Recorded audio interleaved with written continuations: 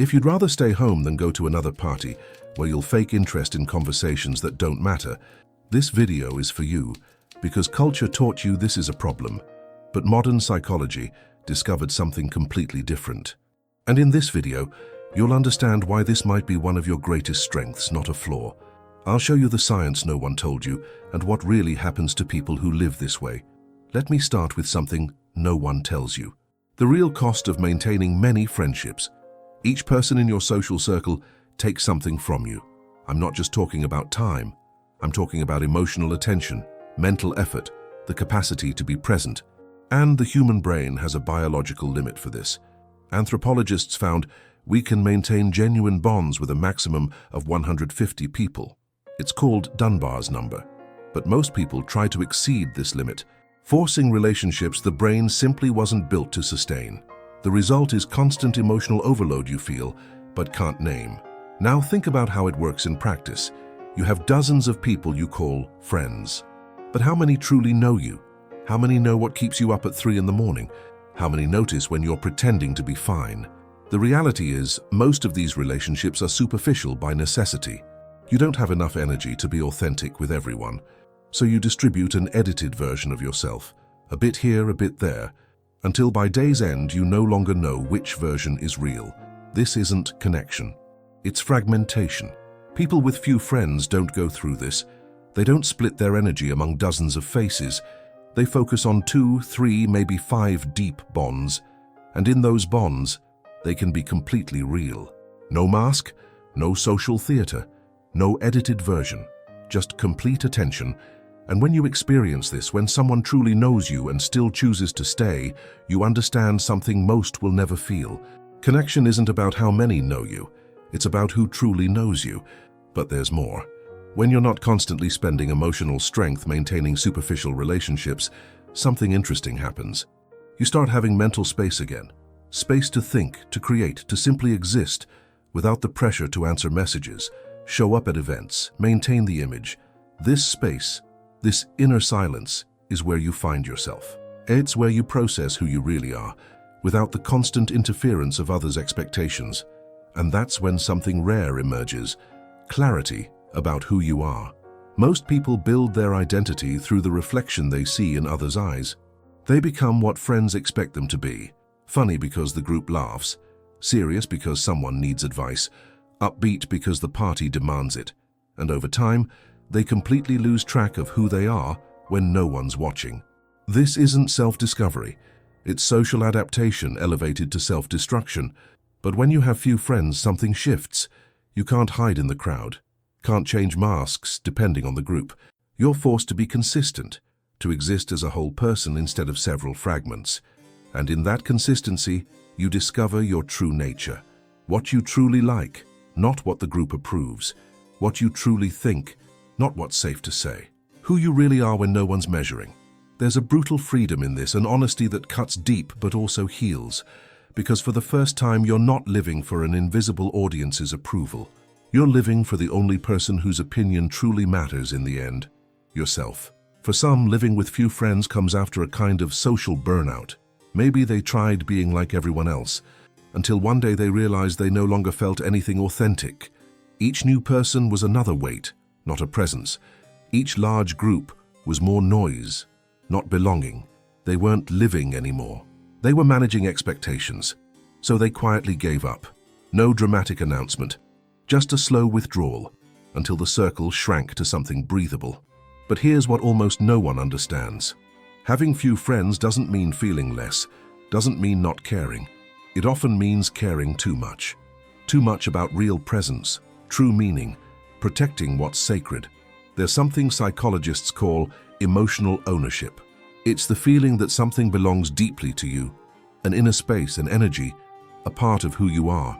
And when you open this space to many people, it stops being yours. It becomes shared territory, subject to invasion, misinterpretation, casual betrayal. So those who live with few friends are actually guarding something precious, keeping their essence untouchable, protected. And maybe this isn't sadness or isolation. Maybe it's wisdom. Because when was the last time you spent time with someone and didn't feel you needed to edit yourself?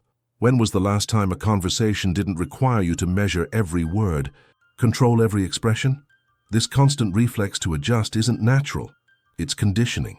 Years being taught that being accepted is worth more than being real. And when someone breaks this pattern, it may look like isolation, but it's also liberation. They rediscover the simplicity of existing without an audience, of laughing without witnesses, of thinking without having to verbalize everything, of feeling without needing to justify. In this space, something is reborn, a self-awareness that doesn't depend on external approval. But not everyone who lives with few friends arrived here by conscious choice.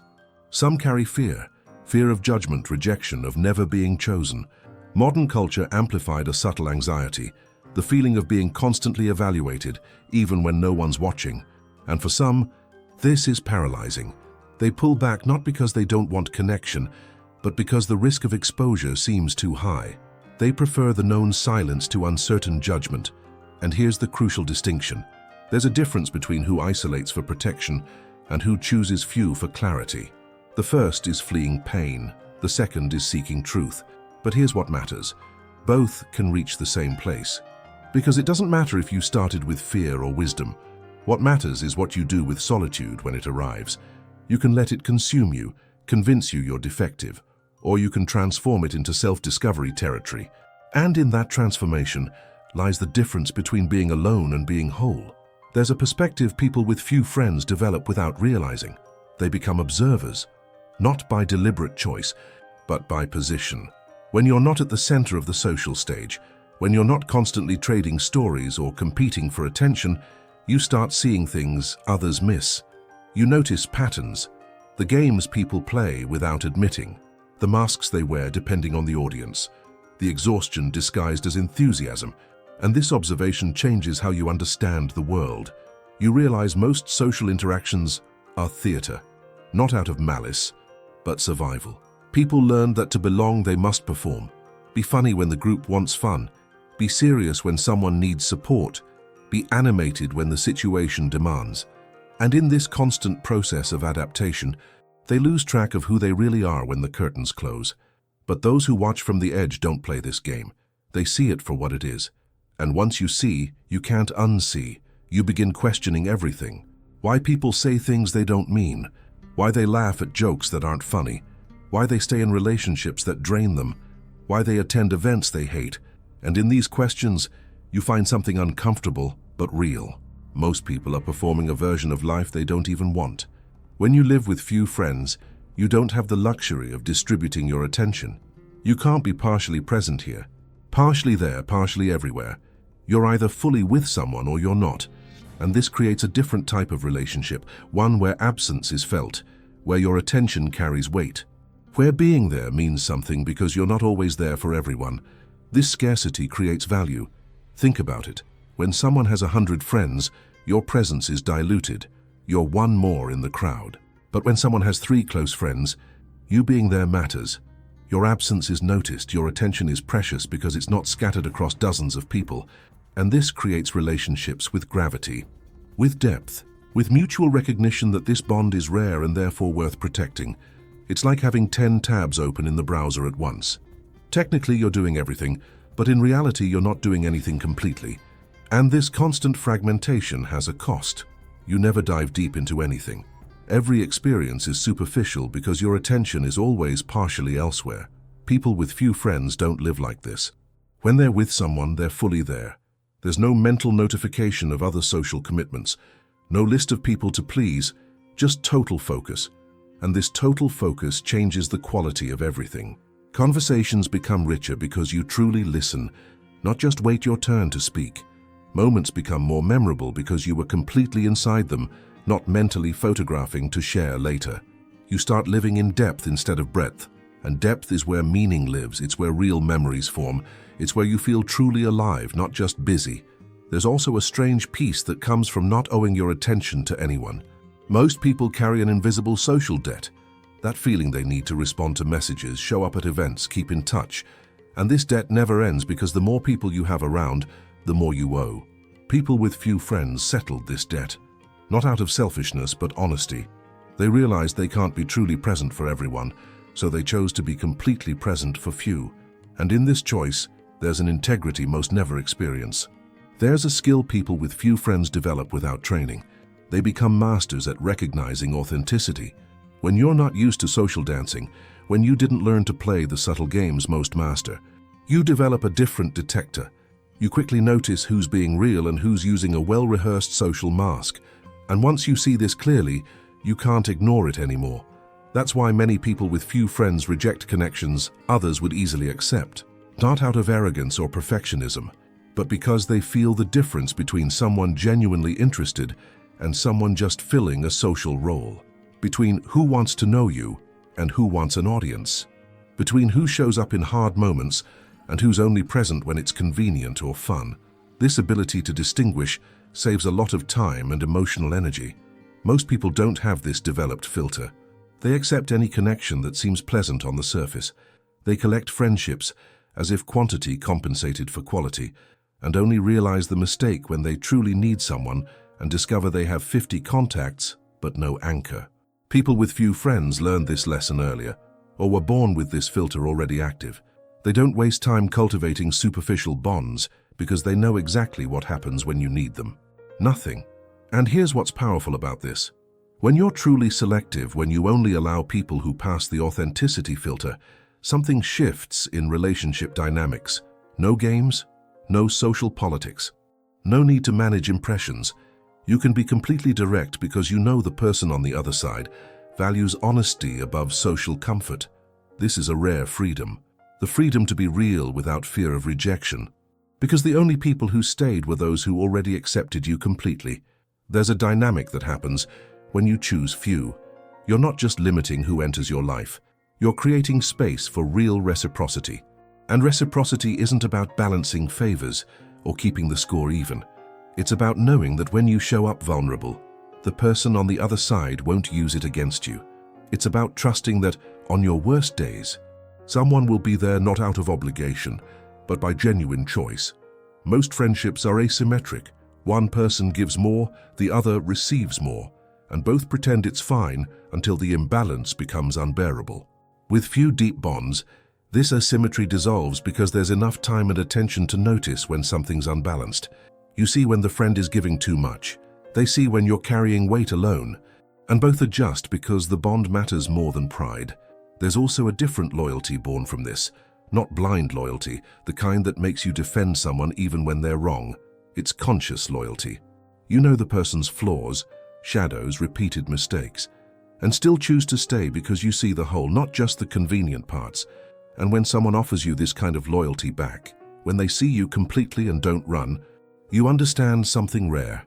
That being truly known is worth more than being admired by many. Something else happens. You stop measuring your life by the number of people around. Stop wondering if you should have more friends, if you're missing something, if it's normal to be this way, because you feel the weight of those few bonds and realize you're carrying more depth than most carry in dozens of superficial connections. It's not about quantity. It never was. It's about having someone who shows up when you didn't ask for help but need it, someone who notices your absence before you explain, someone who knows you well enough to tell when your silence means pain, not indifference. And here's what changes when you fully accept this. You stop apologizing, stop explaining why you prefer staying home, stop faking enthusiasm for events that drain your energy, stop forcing conversations that lead nowhere. You simply exist as you are, without asking permission to be different. And in this acceptance, something calms inside you. The anxiety of not fitting in loses strength because you're no longer trying to fit. You're creating your own space. Not everyone was made to live surrounded. Some of us were made to walk with few but walk deep, to know fewer people but know them in layers most never reach, to build fewer connections but build them solid enough to withstand any storm. And there's strength in this, strength in knowing your energy is limited and precious, that your intimacy isn't for anyone who shows up, but for who proves they'll stay, for who chooses you on hard days, not just convenient ones. If you have 1, 2, maybe 3 people like this in your life, you're not alone. You're anchored, because in the end, it doesn't matter how many show up at the party. What matters is who shows up when there's no party at all, who remains when you're messy, when you're lost, when you're too human to be easy. These are rare, and if you're someone who always had few around, Understand this. You didn't fail at connection. You redefined what it means. You refused to accept cheap imitations of what could be deep. And in that refusal, you preserved something most lost without noticing. The ability to feel real connection, not just display it. So take a deep breath now. If you made it here and felt every word echo inside you, do something for yourself. Stop measuring your life by the standards of those who live differently. Stop comparing yourself to those who need crowds. You're not less for having few, you're different. And different in this case isn't a flaw. It's clarity. Now you've seen a bit of what makes this way of existing so profound. Click the video on screen. You'll discover how silence transforms into inner strength and what happens when you stop seeking external validation. Click the video on screen now.